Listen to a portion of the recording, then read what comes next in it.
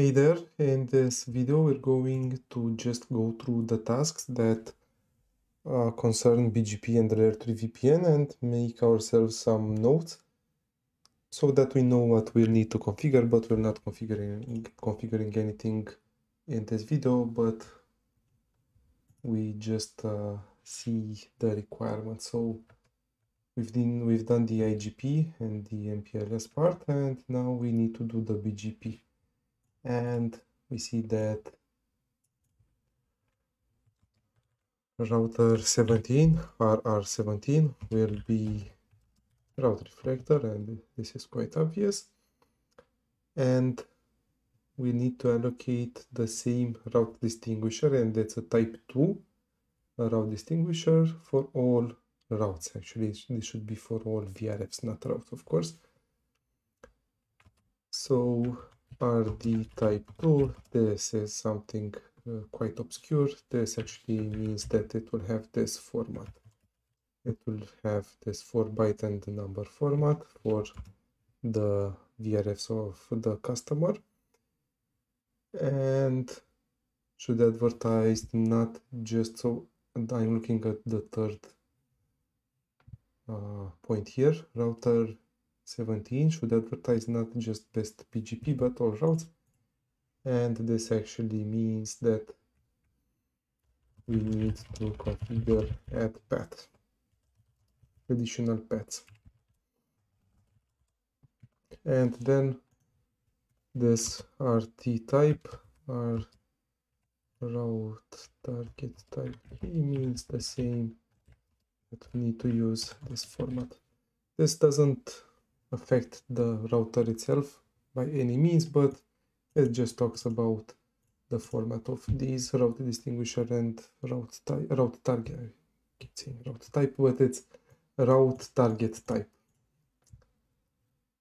Okay, let's see, check the next slide for L3VPN, and here we see that we do have OSPF as PE to CE, and we do have also a direct link between these two guys, and they should have a metric of 100, and we okay, this is, I understood that, but traffic between C1 and C2 should go through the service provider, so maybe somehow like this. You know what this means. It's SHAM. We're going to configure a sham link between the PEs. Let me just note this. Sham link between PEs, and then both CEs run. Okay, so BGP 4-byte, and that's the reason why I've mentioned this format for the route distinguisher and the route type, because our customer here uses IS number 12341234. Both CEs should advertise all loopback IP addresses, and let me actually connect to these ones.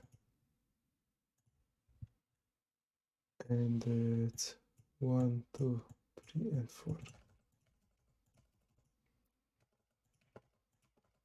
Okay, good. So both CEs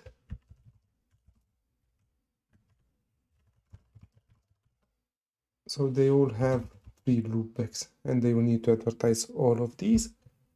Confirm that there is connectivity between 3 and 4. We'll see what. Actually, yeah, let me write this. So advertise all loopbacks. Confirm connectivity, and we'll see what we need. By default, we won't have this connectivity. We'll see what we need to add. And then only one IP of loopback 1 should be advertised between sites. Use site of origin to filter the others.